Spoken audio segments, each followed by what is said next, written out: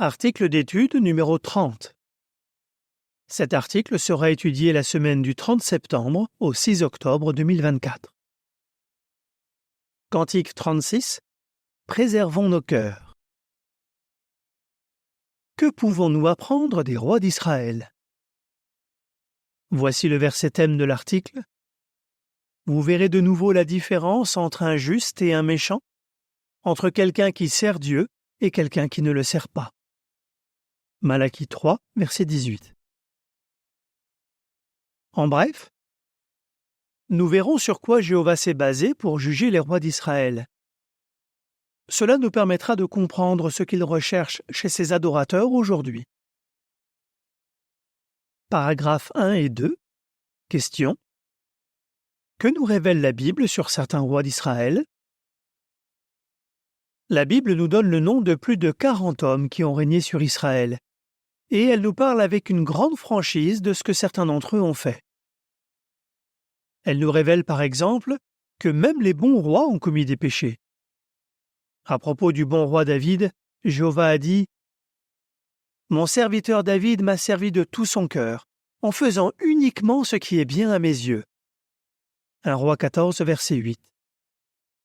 Pourtant, cet homme a commis un adultère avec une femme mariée et s'est arrangé pour que son mari soit tué à la guerre.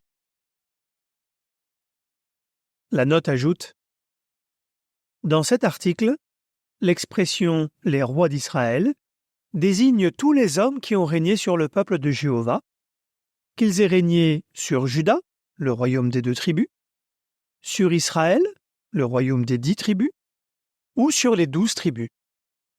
Fin de la note. De nombreux rois infidèles, quant à eux, ont accompli de bonnes choses. Parlons de Roboam. Aux yeux de Jéhovah, il fit ce qui est mal. 2 Chroniques 12, verset 14. Pourtant, il a obéi à son ordre et a laissé 10 tribus former un autre royaume. Il a également protégé son peuple en fortifiant les villes des territoires de Juda et de Benjamin. Paragraphe 3. Question.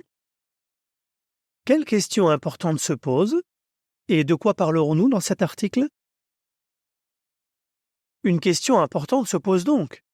Si tous les rois d'Israël ont fait de bonnes et de mauvaises choses, sur quoi Jéhovah s'est-il basé pour considérer un roi comme fidèle et un autre comme infidèle? La réponse à cette question nous permettra de comprendre ce qu'il recherche chez nous. Dans cet article, nous parlerons de 3 éléments dont il a manifestement tenu compte lorsqu'il a jugé de la fidélité des rois d'Israël. Leur condition de cœur, leur repentir de leurs fautes et leur attachement au vrai culte. Leur cœur était entier pour Jéhovah.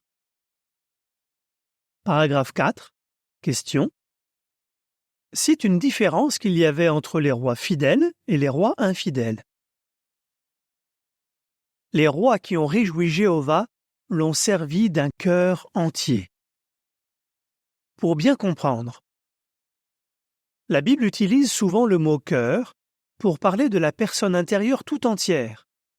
Il englobe les désirs de l'homme, ses pensées, sa nature, son état d'esprit, ses capacités, ses mobiles et ses objectifs. Fin de la note. Le bon roi Josaphat a recherché Jéhovah de tout son cœur. 2 Chroniques 22, verset 9. Et à propos de Josias, la Bible dit « Parmi les rois qui régnèrent avant lui, il n'y en eut aucun qui, comme lui, soit revenu à Jéhovah de tout son cœur. » 2 Rois 23, verset 25. Mais qu'en est-il de Salomon, qui a fait ce qui est mal à la fin de sa vie? Son cœur ne fut pas entier. 1 Roi 11, verset 4.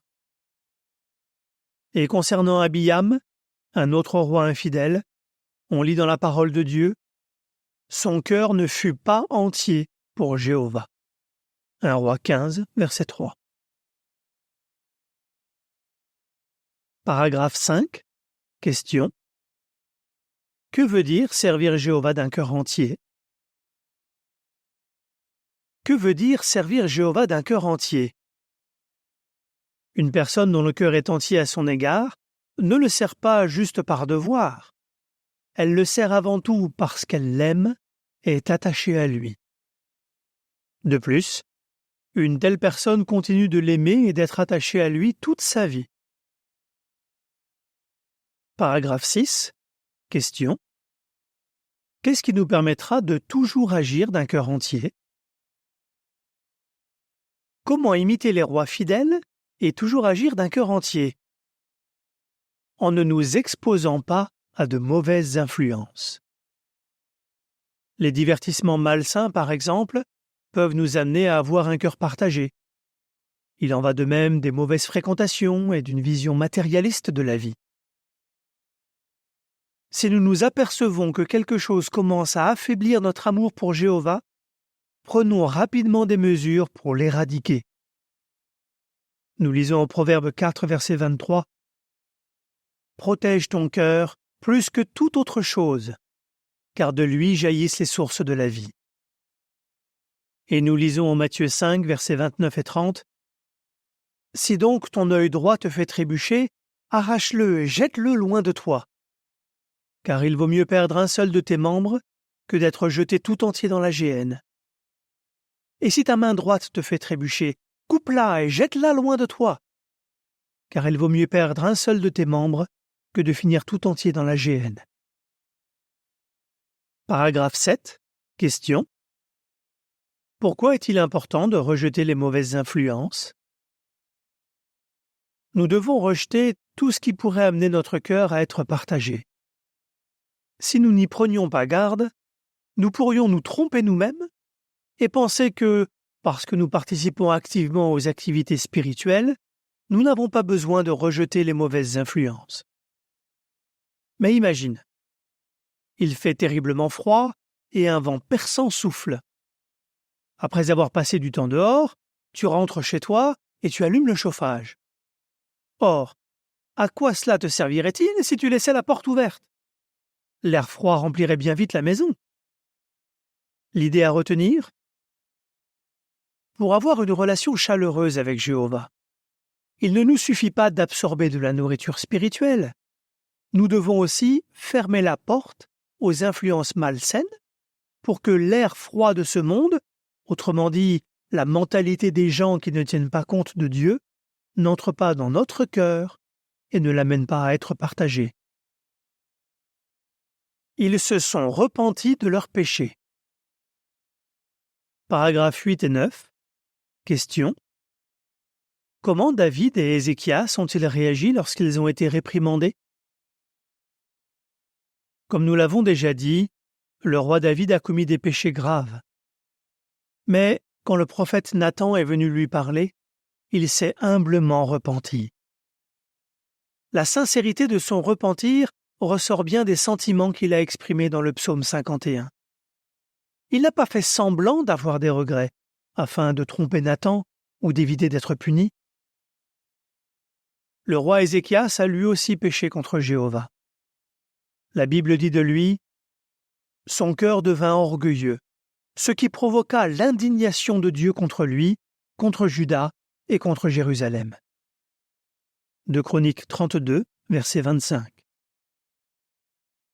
Pourquoi Ézéchias est-il devenu orgueilleux? Peut-être qu'il s'est mis à éprouver un sentiment de supériorité parce qu'il possédait de grandes richesses, qu'il avait vaincu les Assyriens ou qu'il avait été guéri miraculeusement de sa maladie. Et c'est sans doute l'orgueil qui l'a poussé à montrer ses richesses aux Babyloniens, ce qui lui a valu d'être repris par le prophète Isaïe. Mais, comme David, il s'est humblement repenti.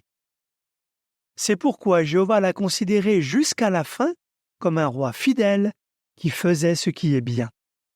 2 Rois 18, verset 3. Voici une description de l'illustration de couverture qui est associée aux paragraphes 8 et 9. Au premier plan, on voit le roi David qui, pris de remords, regarde vers le ciel alors que Nathan lui parle.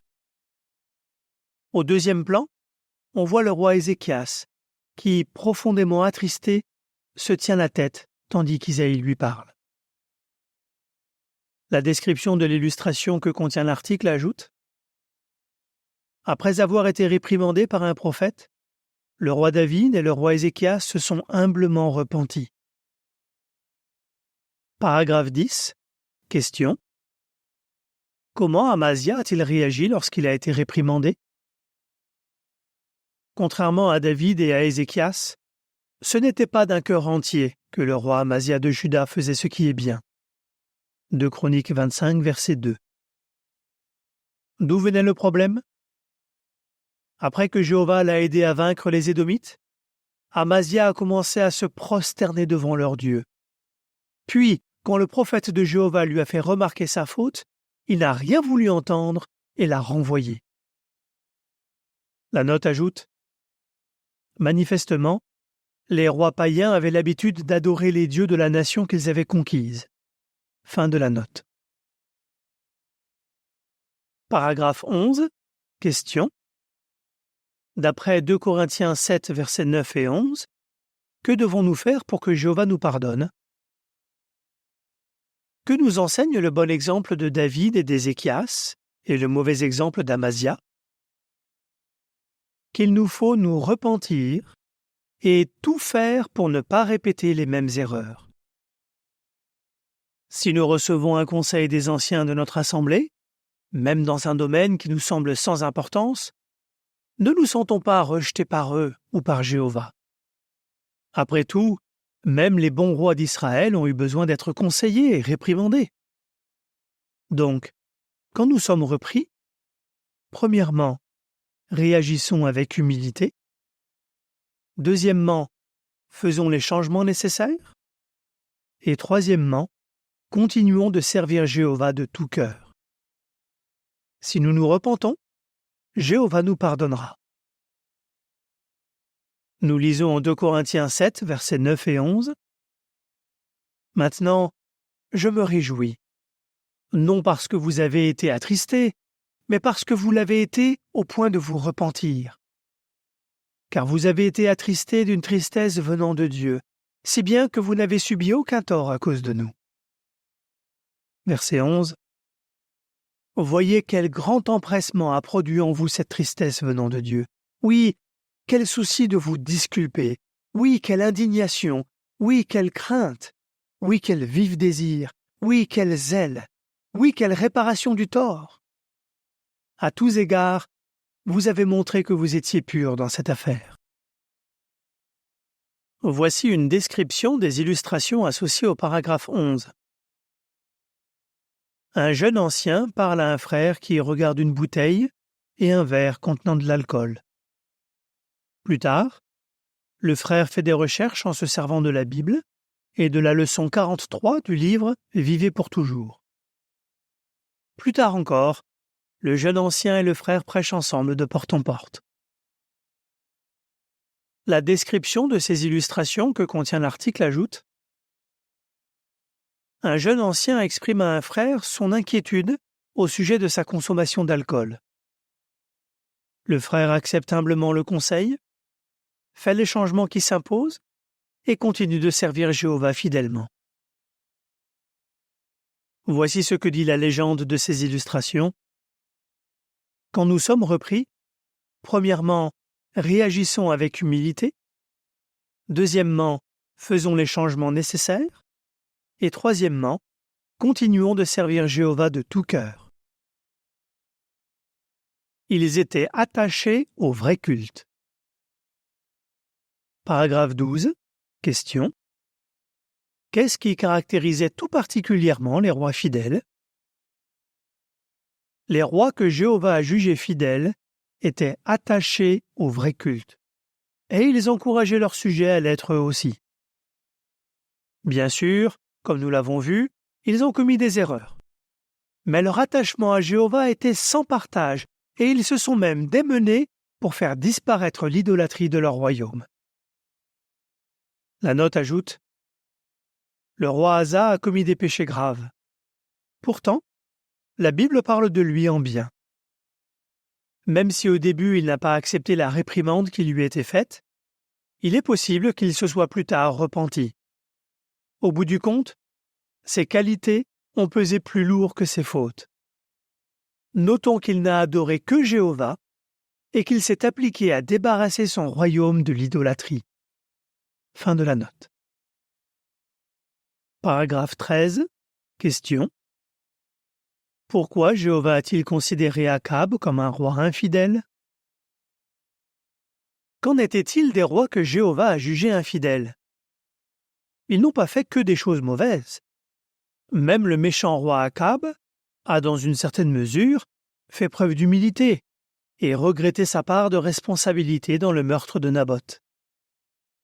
Il a aussi construit des villes pour son peuple et gagné des batailles contre ses ennemis. Mais il était connu pour favoriser le faux culte sous l'influence de sa femme. Et de cela, il ne s'est jamais repenti. Paragraphe 14. Question A. Pourquoi Jéhovah a-t-il considéré Roboam comme un roi infidèle? Question B. Qu'est-ce qui a caractérisé les règnes des rois infidèles?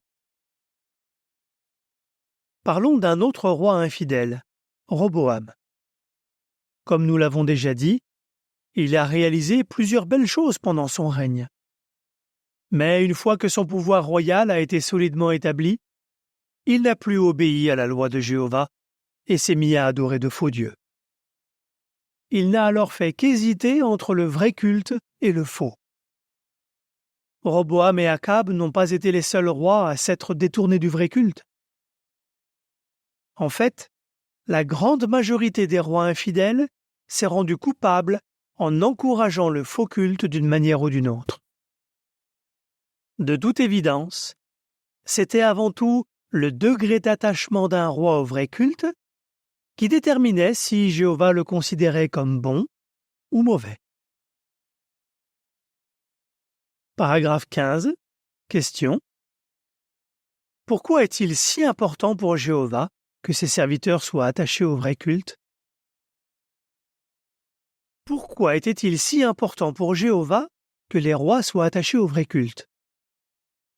Tout d'abord, parce qu'il leur avait confié la responsabilité de guider son peuple pour que celui-ci l'adore de la bonne manière. Mais aussi parce que le faux culte les amènerait forcément à commettre d'autres péchés graves et des injustices. De plus, les rois et leurs sujets étaient voués à Jéhovah. C'est pourquoi la Bible compare leur idolâtrie à un adultère. Quelqu'un qui commet un adultère sur le plan littéral pêche contre son conjoint et lui brise le cœur. De la même façon, une personne vouée à Jéhovah qui se met à pratiquer le faux culte pêche contre lui et le blesse profondément. La note ajoute: notons que selon les 2 premiers commandements de la loi mosaïque, il était interdit d'adorer quoi que ce soit ou qui que ce soit d'autre que Jéhovah. Fin de la note. Paragraphe 16. Question. Qu'est-ce qui, aux yeux de Jéhovah, distingue clairement les justes des méchants? La leçon?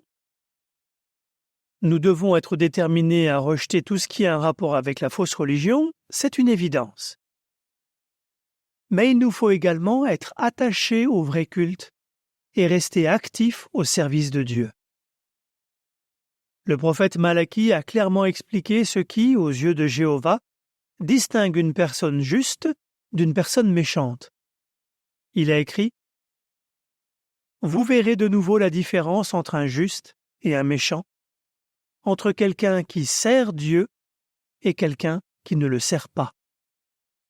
Malachie 3, verset 18. C'est pourquoi ne laissons rien, pas même nos imperfections ni nos fautes, nous décourager de servir Dieu. Cesser de servir Jéhovah est en soi un péché grave. Paragraphe 17. Question. Quel effet notre choix d'un conjoint peut-il avoir sur notre attachement à Jéhovah?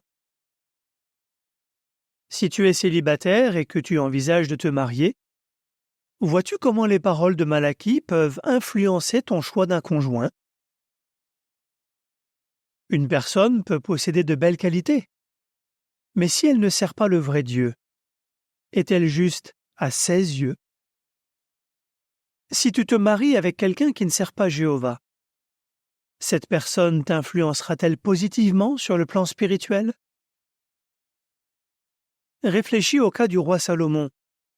Ces femmes païennes avaient peut-être de belles qualités, mais elles n'adoraient pas Jéhovah, et petit à petit, elles l'ont poussé à pratiquer le faux culte. Paragraphe 18. Question. Qu'est-ce que les parents devraient enseigner à leurs enfants?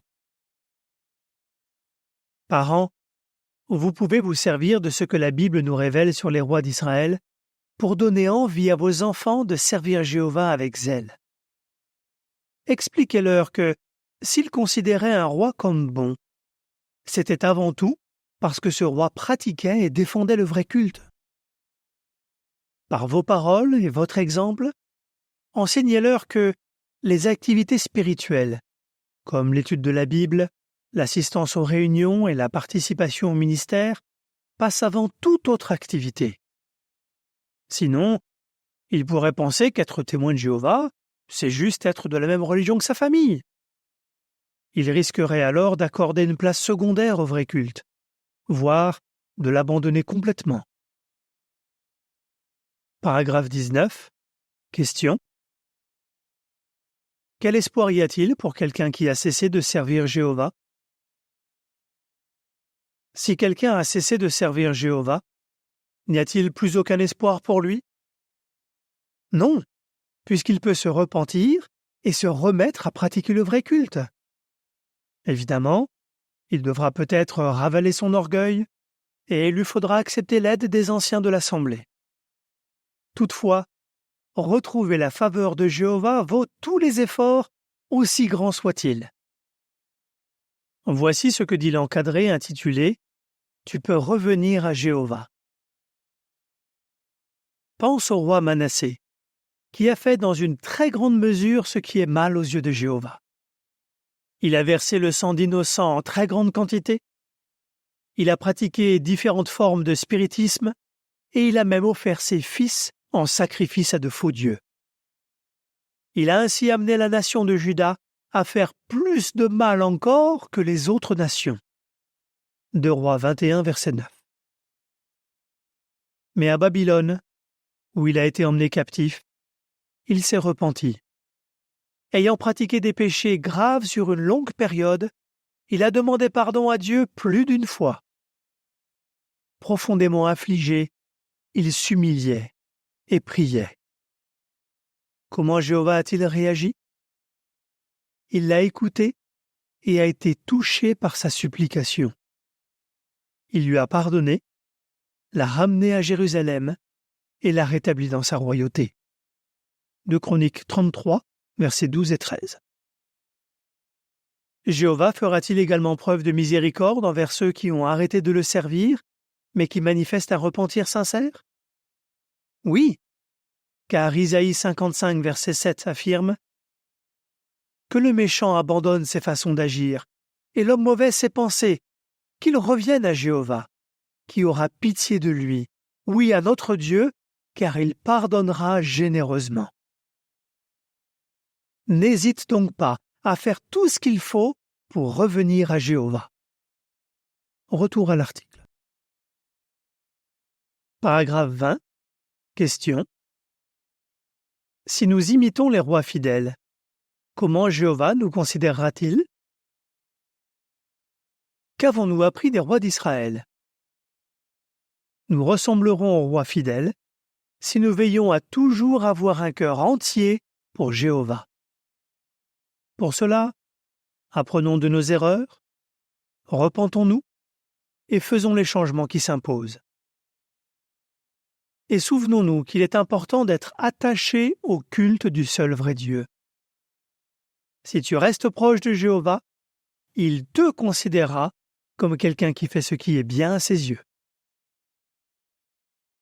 Comment pouvons-nous veiller à toujours avoir un cœur entier pour Jéhovah? Montrer que nous sommes repentants? Rester attachés au vrai culte Cantique 45, la méditation de mon cœur. Fin de l'article. We will get, on the other hand, the anger and inclination for vengeance that it spawns necessarily. We need peace. And it cannot be too difficult for us to work for peace.